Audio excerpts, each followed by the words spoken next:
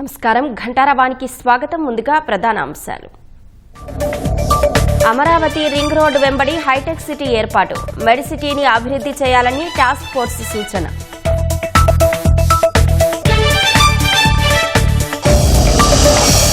నేడు హంద్రీనీవాకు నీరు విడుదల చేయనున్న సీఎం చంద్రబాబు, వినియోగంలోకి రానున్న మల్యాల ఎత్తిపోతల 12 పంపులు.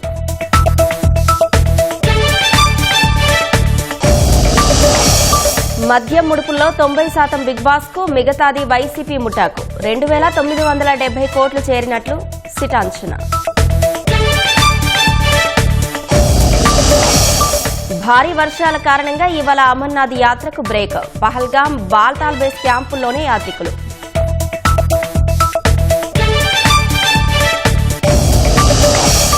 అమెరికాలోని అలస్కా తీరంలో భూకంపం, సునామీ హెచ్చరికలు జారీ.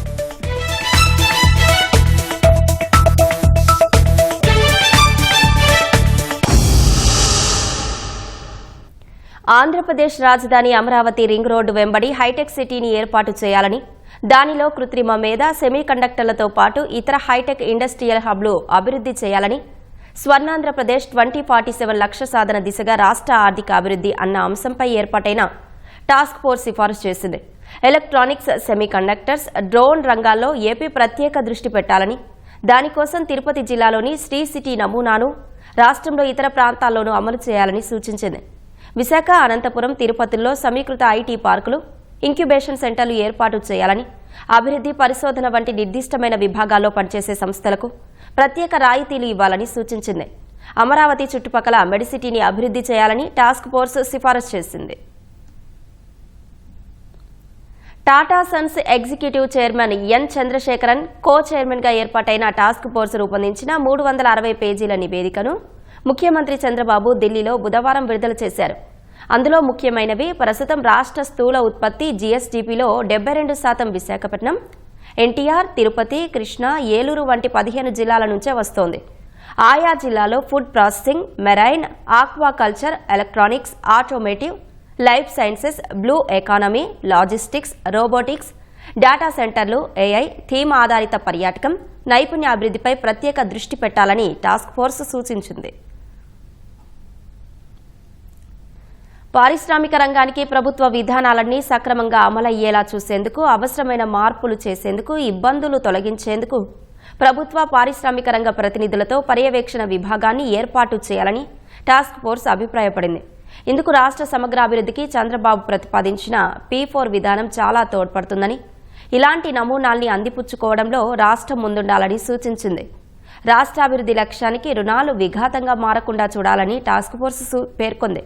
ద్రవ్య నియంత్రణ చట్ట నిబంధనల అమలుకు స్వతంత్ర సంస్థను ఏర్పాటు చేయాలని, నీతి ఆయోగ్తో కలిసి స్టేట్ ఇన్స్టిట్యూట్ ఆఫ్ ట్రాన్స్ఫర్మేషన్ నెలకొల్పాలంది. రెవెన్యూ వ్యయాలకు రెవెన్యూ రాబడినే ఖర్చు చేయాలని, రుణాల ద్వారా తెచ్చిన నిధుల్ని మూలధన వ్యయంపై వెచ్చించాలని నిర్దేశించింది. ఆంధ్రప్రదేశ్ మెడికల్ టెక్నాలజీ జోన్ కాన్సెప్టును ప్రమోట్ చేయాలని, లైఫ్ సైన్సెస్, టెక్నాలజీ రంగాల్లో అవకాశాన్ని అందిపుచ్చుకునేందుకు ప్రపంచ శ్రేణి సెంటర్స్ ఆఫ్ ఎక్సలెన్స్ను ఏర్పాటు చేయాలని టాస్క్ ఫోర్స్ నివేదికలో పేర్కొంది. సెమీ కండక్టర్లు, ఫ్యాబ్స్, డిస్ప్లే యూనిట్లు, ఎనర్జీ స్టోరేజ్, సోలార్ సెల్స్ వంటి హై అండ్ ఎలక్ట్రానిక్స్ పరికరాల ఉత్పత్తి పరిశ్రమల్ని నెలకొల్పడంపై దృష్టి పెట్టాలని దిశానిర్దేశం చేసింది.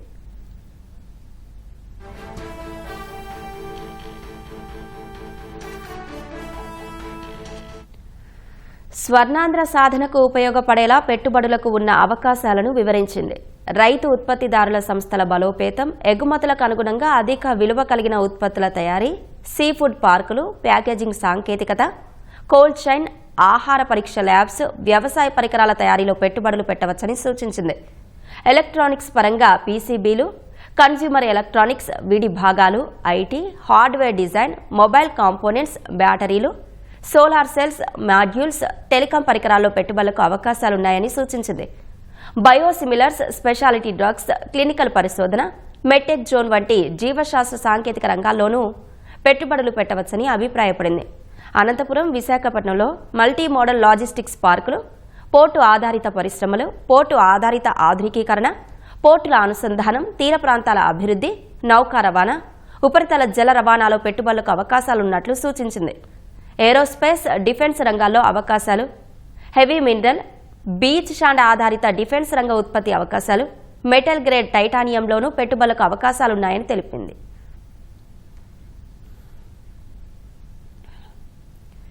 రాయలసీమ జిల్లాలకు వరప్రదాయినిగా పేరుగాంచిన హంద్రీనీవా సుజల స్రవంతి పథకం ద్వారా ముఖ్యమంత్రి చంద్రబాబు ఇవాళ నీటిని విడుదల చేయనున్నారు. యుద్ధ ప్రాతిపాదికన విస్తరణ, లైనింగ్ పనులు చేపట్టి దాదాపు పూర్తి చేసింది. శ్రీశైలం జలాశయంలోకి నీరు రావడంతో ఆలస్యం చేయకుండా నీటిని రాయలసీమ జిల్లాలకు తరలించనున్నారు. సీఎం చంద్రబాబు మల్యాల ఎత్తిపోతల వద్ద కృష్ణమ్మకు జలహారతి ఇచ్చిన అనంతరం పంపులు ఆన్ చేయనున్నారు. దీని ద్వారా 3850 క్యూసెక్ల నీటిని తరలించేందుకు అవకాశం ఉందని హెచ్ఎన్ఎస్ఎస్ ఎస్ఈ పాండురంగయ్య తెలిపారు. తొలిసారి మల్యాల ఎత్తిపోతల పథకం 12 పంపులు వినియోగంలోకి రానున్నాయని చెబుతున్న పాండురంగయ్యతో మా ప్రతినిధి షా ముఖాముఖి. రాయలసీమ వరప్రదాయని హంద్రీనీవా సుజల స్రవంతి పథకం నుంచి ముఖ్యమంత్రి చంద్రబాబు నీటిని విడుదల చేయనున్నారు. దీనికి సంబంధించి మరిన్ని విషయాలు మనతో మాట్లాడడానికి కర్నూలు హెచ్ఎన్ఎస్ఎస్ ఎస్సీ పాండురంగయ్య గారు ఉన్నారు. సార్ నమస్తే. ముఖ్యమంత్రి గారి పర్యటన ఎట్లా ఉండబోతుంది? దీన్ని 2012లో ట్రయల్ రన్ చేసినా కూడా ఇంతవరకు దాన్ని పూర్తి సామర్థ్యంతో ఇంతవరకు ఎప్పుడూ నడపలేదు. 12 పంపులకు గాను కేవలం 6 పంపులతోనే ఈ 12 సంవత్సరాలు నడిచింది. ఇది 13వ సంవత్సరం. దీన్ని ఎలాగైనా సరే పూర్తి సామర్థ్యంతో నీటిని తీసుకోవాలని మన గౌరవ ముఖ్యమంత్రి గారు క్రిందటేడాది ఆగస్టులో నిర్ణయం తీసుకొని ఆగమేఘాల మీద ఈ సంవత్సరం మార్చి నుంచి పనులు చేస్తూ మాకు జూన్ 30 గడువు విధించడం జరిగింది పూర్తి చేయడానికి. సో దాన్ని ఇప్పుడు శ్రీశైలంలో ఇంతకుముందు ఎన్నడూ లేని విధంగా 1 నెల ముందే నీళ్లు రావడంతో గౌరవ ముఖ్యమంత్రి గారు ఇక్కడ పంపింగ్ స్టేషన్ 1 మల్యాల్లో ఆన్ చేయడం జరుగుతుంది. సార్ ఎన్ని పంపులు మనము ఆన్ చేసే అవకాశం మొదటిసారి? ఇది పంపులు అంటే ఇది మన గ్రావిటీ కెనాల్ అయితే డైలీ 100 క్యూసెక్స్ ప్రకారం వదలొచ్చండి. ఇది పంపింగ్ కాబట్టి వదిలితే ఒకేసారి ఒక పంపు 330 క్యూసెక్లతో సామర్థ్యంతో వెళ్తుంది కెనాల్కి. సో కెనాల్ మీద భారం పడుతుంది కాబట్టి ఇంతకుముందు నేను చెప్పినట్టు 6 పంపులతో కాలువని వదలడం జరిగింది. సో ఈ 6 పంపులు రోజుకు 2 చొప్పున 3 రోజులు 6 పంపులు ఆన్ చేసేస్తాము. తర్వాత అబ్జర్వేషన్ చేసుకుంటూ నెమ్మదిగా 1/1 పెంచుకుంటూ పూర్తి సామర్థ్యానికి 12 పంపులు తీసుకునేదానికి సిద్ధం చేస్తున్నాం. సార్ గతంలో 2000 క్యూసెక్కుల కంటే ఎక్కువ తీసుకెళ్ళలేని పరిస్థితి. ఇప్పుడు పనులు చేశారు, వైడనింగ్ పనులు చేశారు, కాంక్రీట్ వర్క్స్ కూడా చేశారు. మొత్తం ఎంతవరకు మనం నీటిని తీసుకెళ్ళగలిగే అవకాశం? గతంలో ఏమంటే చేసిన అక్కడ కొంచెం ఇక్కడ కొంచెం చేసి ఫుల్ ఫినిష్డ్గా చేయలేదు. అది క్రాస్ సెక్షన్లు కావచ్చు, తర్వాత లెంగ్త్ కావచ్చు, లెవెల్స్ కావచ్చు, ఇవన్నీ కూడా సరిగా జరగలేదు. ఇంకా మరీ చెప్పాలంటే లాస్ట్ 6 ఇయర్స్లో ఎక్కడ కూడా ఏ పని జరగలేదు. చాలా అస్తవ్యస్తంగా ఉన్న కెనాల్ని గాడిని పెట్టేదానికి ఈ సంవత్సరం జనవరి నుంచి తగు చర్యలు తీసుకొని కాలువ పూర్తి వైడనింగ్ చేశాం. ఎక్కడైతే వల్నరబుల్ రీచెస్ ఉన్నాయో వాటిని లైనింగ్ చేశాం. తర్వాత ఈ CMCD స్ట్రక్చర్స్ ఎక్కడైతే ఉన్నాయో అక్కడ అప్రోచెస్ దగ్గర అటు ఇటు అప్రోచెస్ లైనింగ్ చేయడం జరిగింది. కాబట్టి ఖచ్చితంగా 3850 నీటి సామర్థ్యాన్ని ఈ సంవత్సరం తరలించడం జరుగుతుంది. సార్ నీళ్ళు అయితే తొందరగా వచ్చాయి, అక్కడక్కడ కొన్ని పెండింగ్ పనులు ఉన్నట్లుగా మనకు తెలుస్తుంది. ఇది పూర్తి స్థాయిలో పనులు కాలేదు కదా, ఎంత శాతం పూర్తయింది? ఎర్త్ వర్క్ అంటే వైడనింగ్ సంబంధించి అయితే 93% కంప్లీట్ అయిపోయిందండి మన కర్నూలు జిల్లా పరిధిలో. లైనింగ్ పనులు 50% అయింది. ఆ లైనింగ్ పనులు కూడా ఎక్కడైతే ప్రమాదం అని అనిపించిందో అవన్నీ చేసేయడం జరుగుతుంది. తర్వాత మిగిలినవి టేకప్ చేస్తాం. తర్వాత వాటర్ ప్రిజం అయితే నీళ్లు వెళ్ళేదానికి ఎలాంటి ఇది లేదు. ఇంకొకటి ఏమంటే గౌరవ ముఖ్యమంత్రి గారు నీళ్లు వెళ్ళిన పైన బ్యాంక్ పనులు కూడా కంప్లీట్ చేయమని చెప్పడం జరిగింది. ఆ ఆదేశాల ప్రకారం అది కూడా త్వరలో ఈ నెలాఖరికల్లా కంప్లీట్ చేసేస్తాం. సార్ చాలా తక్కువ సమయంలో ఇంత కెనాల్ని మీరు విస్తరించారు, వైడనింగ్ పనులు చేశారు. ఇక్కడ క్లిష్టమైన వాతావరణ పరిస్థితులు లేకపోతే ఎట్లాంటి పరిస్థితులు ఎదుర్కొన్నారు? ముఖ్యంగా ఏమంటే మనకి జనరల్గా కర్నూలు జిల్లాలో రెయిన్ఫాల్ జూన్ 15 తర్వాత స్టార్ట్ అవుతుంది. కానీ ఈ సంవత్సరము అకాల వర్షాలతో కాలువలోకి నీళ్లు వచ్చేసి డివాటరింగ్కి చాలా ఇబ్బంది పడినాం. అప్పుడు ఒక 4-5 రోజులు పని బాగా స్తంభించిపోయింది. తర్వాత అదొక మాకు గుణపాఠంగా నేర్చుకొని తర్వాత డివాటరింగ్ అరేంజ్మెంట్స్ అన్నీ చేసుకొని తర్వాత జూన్లో వర్షాలు పడినా కూడా దాన్ని అధిగమించి పనులను పురోగతికి తీసుకెళ్లడం జరిగింది. సార్ మొత్తం ఎన్ని టీఎంసీల నీటిని ఈసారి తరలించే అవకాశం ఉంది? మనకు కేటాయించిన 40 టీఎంసీలని ఇప్పుడు 3850 క్యూసెక్ల సామర్థ్యంతో 120 రోజుల్లో తరలించగలం. సో శ్రీశైలం నీటి లభ్యతను బట్టి 120 రోజుల లేకపోతే పంట కాలంలో ఎలా తీసుకోవాలనేది అది రన్నింగ్లో డిమాండ్ని బట్టి అవసరాన్ని బట్టి మేము ఆల్టర్నేటివ్ చేసుకుంటాం. సార్, చివరిగా ఏ ముఖ్యమంత్రి కూడా ఇక్కడికి వచ్చి పంపులు ఆన్ చేసి రైతులకు నీటిని విడుదల చేసిన సందర్భాలు లేవు కదా. మొదటిసారి చంద్రబాబు నాయుడు గారే వస్తున్నారు కదా. దీనికి మేము ఇంజనీరింగ్ ఫ్రాటర్నిటీ మేము నిజంగా ముఖ్యమంత్రి గారికి ఎంతో ధన్యవాదాలు తెలుపుకుంటున్నాం. ఎందుకంటే ముఖ్యమంత్రి గారు ఇచ్చిన ప్రోత్సాహంతో మాకు ఎలాంటి అడ్డంకులు లేకుండా మాకు అప్పగించబడిన పనిని పూర్తి చేయగలిగాం. తర్వాత ఆయనకి ఇరిగేషన్ మీద ఉన్నటువంటి మక్కువతో తర్వాత ఈ ప్రాంతాన్ని అభివృద్ధి చేయాలి, రాయలసీమ కరువును పారదోయాలన్న ఉద్దేశంతో హంద్రీనేవా ప్రాజెక్ట్ని గాడి మీద పెట్టి గత 6 సంవత్సరాలుగా ఏదైతే ఇదైపోయింది, సిస్టమ్ పాడైపోయిందో దాన్ని ట్రాక్లోకి తెచ్చి పూర్తి సామర్థ్యంతో నీళ్లు తీసుకెళ్లేదానికి ప్రయత్నం చేస్తున్నాం. దానిలో మేము సఫలీకృతమైనందుకు మేము చాలా సంతోషపడుతున్నాం. అందుకు ముఖ్యమంత్రి గారికి, మా మంత్రి నిమ్మల రామానాయుడు గారికి ప్రత్యేకంగా ధన్యవాదాలు తెలుపుకుంటాం. Thank you sir, thank you very much. ఇది ఎస్సీ పాండురంగయ్య గారు చెప్తోంది. కెమెరామెన్ శేషుతో శ్యామ్, మీటీవీ న్యూస్, నంద్యాల జిల్లా. శ్రీశైలం ప్రాజెక్టుకు వరద ప్రవాహం క్రమంగా తగ్గుతోంది. జూరాల, సుంకేశ్ల ప్రాజెక్టుల నుంచి శ్రీశైలంలో 47,056 క్యూసెక్లు మాత్రమే చేరుతోంది. శ్రీశైలం నుంచి అవుట్ఫ్లో 88,237 క్యూసెక్లు, పోతిరెడ్డిపాడు నుంచి 20,000 క్యూసెక్లు, ఎడమగట్టు విద్యుత్ కేంద్రం నుంచి 35,315 క్యూసెక్లు, కుడిగట్టు విద్యుత్ కేంద్రం నుంచి 32,922 క్యూసెక్లు విడుదల చేస్తున్నారు. శ్రీశైలం పూర్తి స్థాయి నీటి మట్టం 885 అడుగులు కాగా ప్రస్తుతం 881.40 అడుగులకు చేరింది. ప్రాజెక్టు పూర్తి స్థాయి నీటి నిల్వ సామర్థ్యం 215.80 టీఎంసీలు కాగా ప్రస్తుతం 195.66 టీఎంసీలుగా కొనసాగుతోంది. వైసీపీ విధ్వంస పాలనతో అప్పుల ఊబిలో కూరుకుపోయిన రాష్ట్రాన్ని సీఎం చంద్రబాబు గాడిన పెడుతున్నారని మంత్రి కొలుసు పార్థసారథి అన్నారు. బాపట్ల జిల్లా వేటపాలెం మండలం చల్లారెడ్డిపాలెంలో సుపరిపాలనలో తొలి అడుగు కార్యక్రమంలో ఎంపీ కృష్ణప్రసాద్, ఎమ్మెల్యే ఎంఎం కొండయ్యలతో పాటు మంత్రి పాల్గొన్నారు. ఇంటింటికి తిరుగుతూ కూటమి ఏడాది పాలనపై కరపత్రాలు పంపిణీ చేశారు. ప్రభుత్వ సంక్షేమ పథకాలు అందుతున్నాయో లేదా అని ప్రజలను ఆరా తీశారు.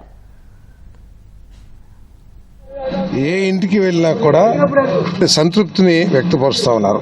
సూపర్ 6 కార్యక్రమం తెలుగుదేశం పార్టీ చెప్పిందో వాటన్నిటినీ కూడా చిత్తశుద్ధితో అమలు చేస్తున్నారనే భావన ప్రజల్లో బాగా ఉంది.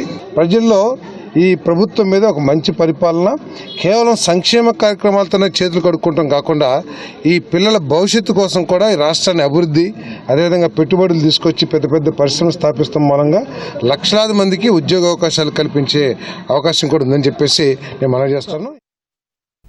అటవీ సంరక్షణలో ఫారెస్ట్ బీట్ ఆఫీసర్ల పాత్ర కీలకమైందని అటవీ అదనపు ముఖ్య సంరక్షణ అధికారి శాంతిప్రియ పాండే అన్నారు. రాజమహేంద్రవరంలోని అటవీ అకాడమీలో 12వ ఫారెస్ట్ బీట్ ఆఫీసర్ల బృందానికి 6 నెలల శిక్షణ ముగిసిన వేళ స్నాతకోత్సవం నిర్వహించారు. శిక్షణలో నేర్చుకున్న అంశాలను విధి నిర్వహణలో అమలు చేసి వృత్తిలో, జీవితంలో అభివృద్ధిలోకి రావాలని శాంతిప్రియ ఆకాంక్షించారు. శిక్షణ పూర్తి చేసుకున్న ఫారెస్ట్ బీట్ ఆఫీసర్లకు ధ్రువపత్రాలు అందజేశారు. శిక్షణలో ప్రతిభ చూపిన వారికి స్వర్ణ పతకాలు ప్రదానం చేశారు. ట్రైన్డ్ మ్యాన్ పవర్ కింద కన్సిడర్ చేయడానికి మనము చేస్తున్న ప్రయత్నాలు ఇవి. ఒక 400 సిబ్బంది ఇంకా అన్ట్రైన్డ్ ఉన్నారు. ఈ forest beat officers, forest section officers ఇక్కడ ట్రైనింగ్ అవుతూ ఉంటారు ఈ ఏపీ ఫారెస్ట్ అకాడమీ రాజమండ్రిలో.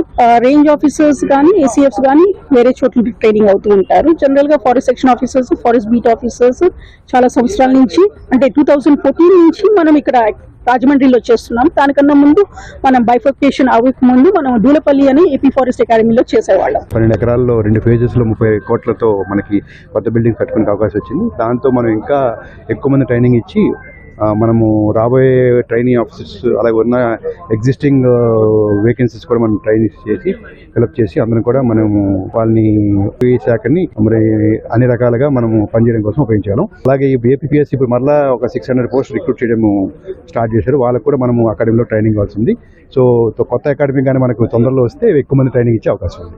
నా పేరు S Mangaveni, forest beat officer, 12th batch, Chintur division agency నుంచి వచ్చానండి ట్రైనింగ్కి. ఇక్కడ అకాడమీ వచ్చేసి AP forest state academy Rajahmundry. ఇక్కడ మనం ట్రైనీస్ నేర్చుకోవాల్సింది చాలా ఉందండి. కేసు పెడితే ఏ యాక్ట్ పెట్టాలి, ఎలా కేసు ముందుకెళ్ళిద్ది అనేది ఈ ట్రైనింగ్ వచ్చి చాలా నేర్చుకున్నాము. అన్ని ఫారెస్ట్ యాక్ట్స్ కావచ్చు, ప్రొటెక్ట్ ఎలా చేయాలి, మనం ఎదుర్కొనే సమస్యలు ఏంటి, ఎలా పరిష్కరించుకోవాలి అనే విషయాలు చాలా స్పష్టంగా మేము తెలుసుకున్నాము. మద్యం కుంభకోణంలో దోచేసిన వేల కోట్ల రూపాయల్లో 90% నేరుగా బిగ్ బాస్కే చేరిందని సిట్ దర్యాప్తులో తేలింది. మిగతా 10% ముడుపులు రాజ్ కెసిరెడ్డి నేతృత్వంలో పనిచేసిన క్యాష్ కొరియర్లు, హ్యాండ్లర్లు, వైసీపీ ముఖ్య నాయకులు, అధికారులకు అందినట్లు సిట్ గుర్తించింది. ముడుపుల సొమ్ములో ఎవరి వాటా ఎంతో పేర్కొంటూ సిట్ జాబితా సిద్ధం చేసింది. మద్యం కుంభకోణం కేసులో సిట్ దర్యాప్తులో కీలక విషయాలు వెలుగులోకి వస్తున్నాయి. ఇప్పటికే అరెస్టైన నిందితులు, సాక్షుల విచారణలో వెల్లడైన అంశాలు, వాంగ్మూలాలు, వారి నుంచి స్వాధీనం చేసుకున్న సెల్ ఫోన్స్లోని సమాచారాన్ని వెలికితీసిన సిట్ వాటాల గుట్టు తేల్చింది. బేసిక్ ప్రైస్ ఆధారంగా ఒక్కో కేసుపై 150 నుంచి 600 వరకు వైసీపీ మద్యం ముఠా వసూలు చేసిందని సిట్ గుర్తించింది. ఇలా మొత్తం 3,300 కోట్ల వరకు కొల్లగొట్టి ఉంటారని ప్రాథమిక అంచనా. అందులో 90% అంటే దాదాపు 2,970 కోట్లు బిగ్ బాస్ కు చేరాయని సిట్ అంచనా. డొల్ల కంపెనీల్ని అడ్డం పెట్టుకుని ఇతరత్రా హవాలా మార్గాల్లో ఈ సొమ్ము రూటింగ్ చేసినట్లు వెల్లడైంది. మిగిలిన 10% ముడుపులు రాజ్ కెసిరెడ్డి నేతృత్వంలో పనిచేసిన క్యాష్ కొరియర్లు, హ్యాండ్లర్స్ నిర్వహణ ఖర్చులకు, వైకాపా ముఖ్య నాయకులకు, అక్రమ దందా అమలులో భాగస్వాములైన అధికారుల లంచాలకు వెచ్చించినట్లు సిట్ గుర్తించింది. ఈ ముడుపుల సొమ్ముతో బెంగళూరు, హైదరాబాదుల్లో పెట్టుబడులుగా పెట్టినట్లు, బినామీ కంపెనీలు పెట్టినట్లు గుర్తించిన సిట్ వీటిని వెలికితీస్తోంది.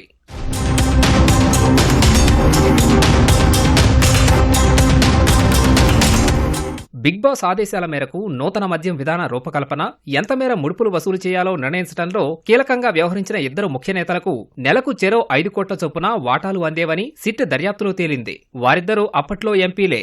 నాటి ముఖ్యమంత్రి జగన్మోహన్ రెడ్డికి తలలో నాలుకలా వ్యవహరించేవారు. రాజ్ కెసిరెడ్డి ద్వారా ఎప్పటికప్పుడు ఈ డబ్బులు వారికి చేరేవి. ఓ నేతకు ముడుపుల వాటా సొమ్ము ఇవ్వటాన్ని మధ్యలో నిలిపివేయడంతో విభేదాలు మొదలయ్యాయి. ప్రస్తుతం ఆ ముఖ్య నేత వైసీపీలో లేరు. మరో నేత ప్రస్తుతం ఆ పార్టీ ఎంపీగా ఉన్నారు. ఆయన ముడుపుల సొమ్ములో వాటాలు పొందడంతో పాటు ఓ డిస్టిలరీని గుప్పిట్లో పెట్టుకుని సొంత బ్రాండ్లతో మద్యం తయారు చేయించినట్లు సిట్ గుర్తించింది. ఆ మద్యాన్ని ఏపీఎస్బీసీఎల్తో ఎక్కువగా కొనుగోలు చేయించి భారీగా కొల్లగొట్టారు. వీరితో పాటు అప్పట్లో రాష్ట్ర ప్రభుత్వంలో ముఖ్య స్థానంలో ఉన్న మరో నేతకు నెలకు 50 లక్షల చొప్పున ఇచ్చేవారని సిట్ గుర్తించింది.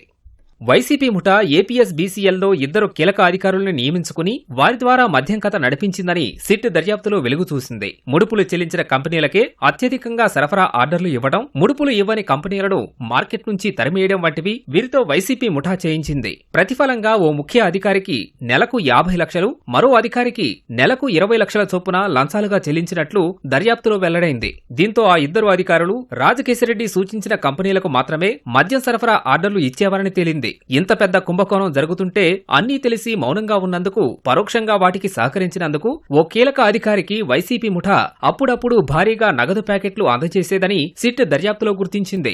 ఒక్కో విడతలో 50 లక్షల నుంచి 1 కోటి చొప్పున అందజేసేదని గుర్తించింది. తనకు డబ్బులివ్వట్లేదని, పట్టించుకోవట్లేదని భావించిన ప్రతి సందర్భంలోనూ ఆ అధికారి ఉల్లంఘనలు జరుగుతున్నాయంటూ ఏపీఎస్బీసీఎల్కు ఓ మెమో ఇచ్చేవారని, ఇలా దాదాపు 35 మెమోలు ఇచ్చారని గుర్తించిన సిట్ వాటికి సంబంధించి కీలక ఆధారాల్ని సేకరించింది.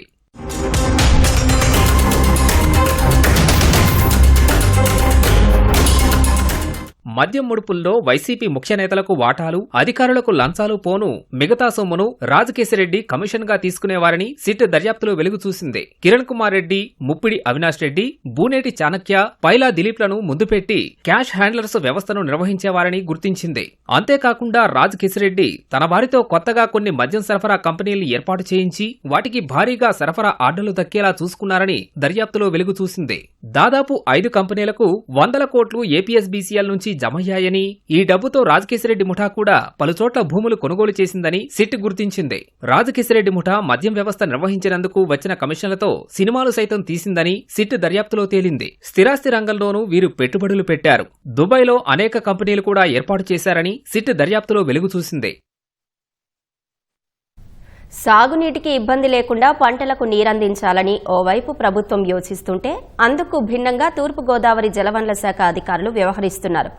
ఓ వ్యక్తి కాలువను ఆక్రమించి 100 ఎకరాల ఆయకట్టుకు నీరందకుండా అడ్డుకుంటున్నా కనీసం పట్టించుకోవడం లేదని రైతులు ఆరోపిస్తున్నారు. కలెక్టర్కు ఫిర్యాదు చేసినా సమస్య పరిష్కారం కాలేదని ఆవేదన వ్యక్తం చేస్తున్నారు.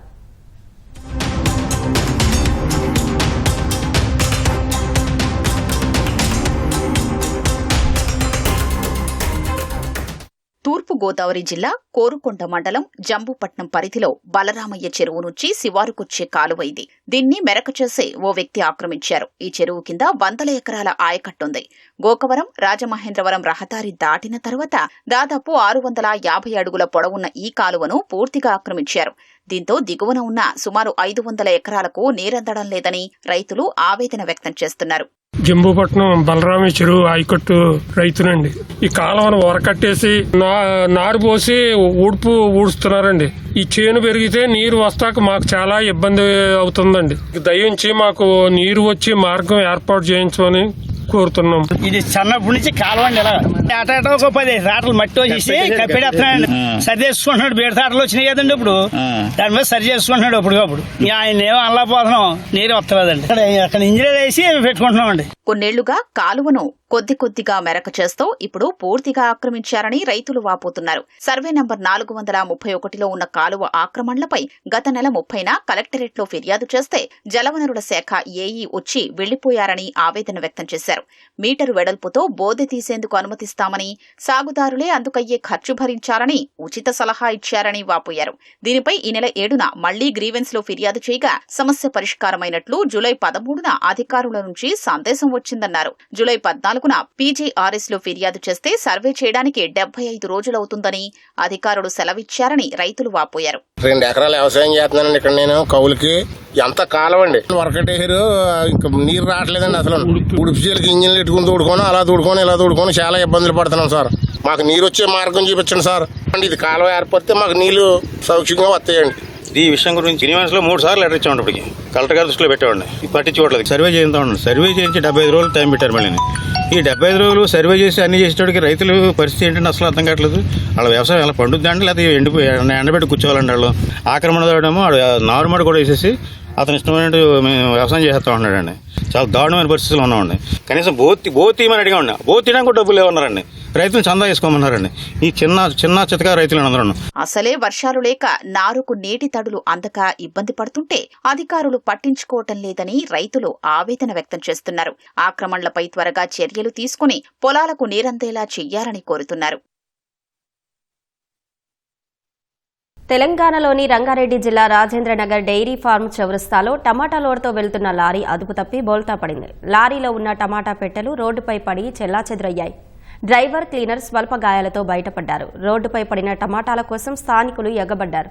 చేతికి దొరికినన్ని టమాటాలను సంచుల్లో తీసుకెళ్లారు. శంషాబాద్ నుంచి గుడి మల్కాపూర్ మార్కెట్కు టమాటా లోడు తీసుకెళ్తుండగా PV express highway pillar number 216 వద్ద ఈ ఘటన జరిగింది. స్థానికుల సమాచారంతో ఘటనా స్థలానికి చేరుకున్న పోలీసులు ట్రాఫిక్ క్రమబద్దీకరించారు.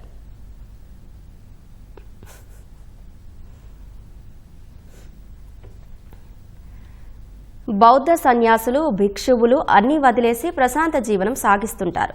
థాయిలాండ్లో అలాంటి సన్యాసుల్ని ముగ్గులోకి దింపిన ఓ మహిళ వారితో లైంగిక సంబంధాలు నెరిపింది. తనతో వారు సన్నిహితంగా ఉన్న ఫోటోలు, వీడియోలు చూపెట్టి దాదాపు 100 కోట్లు సంపాదించింది. ఆమె టార్చర్ భరించలేక సన్యాసాన్ని త్యజించిన ఓ వ్యక్తి పోలీసులకు నిజం చెప్పడంతో ఆమె బండారం బయటపడింది. ఆమె ఇంట్లోని ఎలక్ట్రానిక్ డివైస్లను తనిఖీ చేయగా ఏకంగా 80,000 ఫోటోలు, వీడియోలను గుర్తించారు. సన్యాసులతో లైంగిక సంబంధాలు పెట్టుకుని డబ్బులు వసూలు చేసే మిస్ గోల్ఫ్ అనే మహిళను థాయిలాండ్ పోలీసులు అరెస్ట్ చేశారు. ఆమె సన్యాసులను బుట్టలో వేసుకుని లైంగిక సంబంధాలకు ఉసిగొల్పేదని ఆరోపణలున్నాయి. సన్యాసులతో సన్నిహితంగా మెలిగిన సమయంలో రహస్యంగా ఫోటోలు, వీడియోలు చిత్రీకరించేదని, తర్వాత వారిని బెదిరిస్తూ డబ్బు గుంజేదని ఆరోపణలున్నాయి. గత 3 ఏళ్లలో దాదాపు $12 మిలియన్ అంటే 100 కోట్ల దాకా సంపాదించిందని పోలీసులు తెలిపారు. దాదాపు 80,000కు పైగా ఫోటోలు, వీడియోలు సేవ్ చేసిన డిజిటల్ డివైస్లను ఆమె ఇంట్లో నుంచి స్వాధీనం చేసుకున్నారు.